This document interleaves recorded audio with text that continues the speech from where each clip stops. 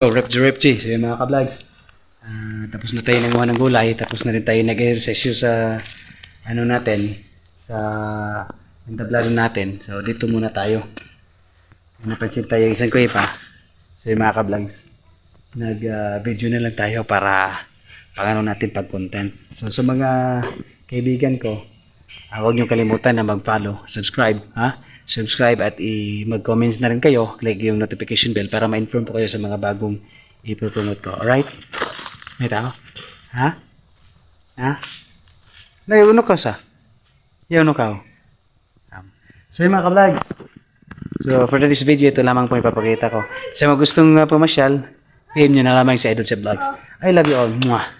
Sana nagustuhan nyo ang background natin ngayon. Diba? Yan. So, marami kaming nakuha na gulay.